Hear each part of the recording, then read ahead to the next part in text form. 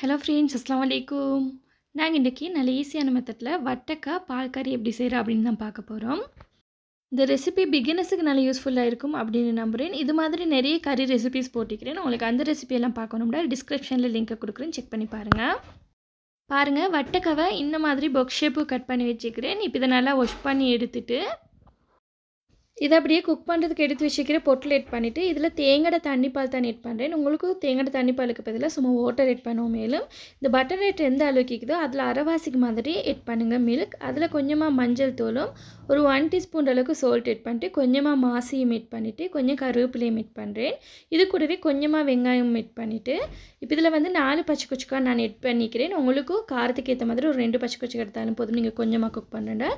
கூடவே ஒரு 3 பல் வெள்ளை பூட்டை இந்த மாதிரி சின்ன பீஸாக கட் பண்ணிட்டு இதில் எட் பண்ணிவிட்டு இந்த மாதிரி நல்லா மிக்ஸ் பண்ணி விட்டுட்டு இதை மூடி விட்டு வேக விடுறேன். கொதிக்கொல்லிக்கு இந்த பால் வெளியே கொட்டுற மாதிரி இருந்துச்சுன்னா மூடியை இந்த மாதிரி சைடு காக்கி வச்சுக்கோங்க, அப்போ வெளியே கொட்டாது.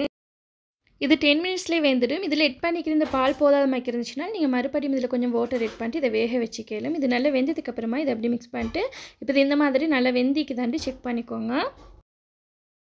இதை இந்த மாதிரி லைட்டாக உடச்சி பாருங்கள். இதை உடச்சி பார்க்கக்குள்ளக்கே விலங்கு மூளுக்குள்ளுக்கு பச்சை ஆயிக்குதா அப்படின்ட்டு இது நல்லா வெந்ததுக்கு அப்புறமா இதை நாங்கள் இன்னும் கொஞ்சம் மெஷ் பண்ணி விடணும்.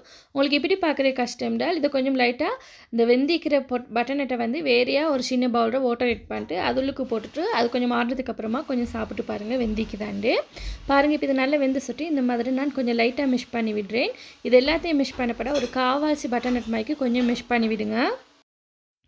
இப்போ இதை நல்லா மெஷ் பண்ணி விட்டதுக்கப்புறமா இதில் தேங்காய் கட்டிப்பால் எட் பண்ணுறேன். கட்டிப்பால் அளவும் நீங்கள் எந்த அளவுக்கு எட் பண்ண விரும்புகிறீங்களோ அந்த அளவுக்கு தான். இந்த பட்டர்நட் அளவுக்கே நான் தேங்காய் கட்டிப்பால் எட் பண்ணிட்டு இதை நல்லா மிக்ஸ் பண்ணி விட்டுட்டு இது ஒரு கொதிக்க அப்படி ஆஃப் பண்ணிடணும்.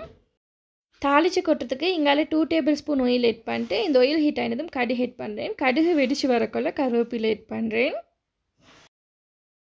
கருவேப்பிலை லைட்டாக பொரிஞ்சு வரக்குள்ளைக்கு கொஞ்சமாக வெங்காயம் எட் பண்ணிட்டு இந்த வெங்காயத்தை லைட்டாக வதக்கி விடு. இந்த வெங்காயம் கொஞ்சம் வதங்கி வரக்குள்ளைக்கு இதில் வெள்ளைப்பூடி எட் பண்ணுறேன். ஒரு 3 வெள்ளைப்பூட்டை கொஞ்சம் லைட்டாக இடிச்சிட்டு எட் பண்ணுங்கள். வெள்ளைப்பூடியும் எட் பண்ணி இதை லைட்டாக வதக்கி விடுறேன். இந்த வெங்காயம் கொஞ்சம் லைட்டாக ப்ரௌன் கலருக்கு வரணும். பாருங்கள் இந்த மாதிரி வந்ததுக்கப்புறமா அப்படி ஸ்டவ் ஆஃப் பண்ணிவிட்டு இதில் சில்லி பவுடர் ஒரு 1/2 டீஸ்பூன் அளவுக்கு எட் பண்ணுறேன். சில்லி பவுடர் எட் பண்ணினதும் லைட்டாக ஆயில் மிக்ஸ் பண்ணி விடுங்க. இது குயிக்காக நீங்கள் மிச்ச நேரம் இப்படியே ஆயில் வச்சுட்டிக்க வேணும், தீஞ்சிடும். மிக்ஸ் பண்ணி விட்ட உடனே சில்லி பவுடரை அப்படியே பட்டர் நட்டில் எட் பண்ணிவிட்டு அப்படியே லிட்டால் மூடி விட்டேன். ஒரு 2 மினிட்ஸ் அப்படியே லிட்டால் மூடிட்டு அதுக்கப்புறமா இந்த மாதிரி மிக்ஸ் பண்ணி விடுங்க. இவ்வளோ தான் ஃப்ரெண்ட்ஸ் பட்டர் நட் கறி. நீங்களும் ட்ரை பண்ணி பாருங்கள், நல்ல டேஸ்ட்டாக வரும்.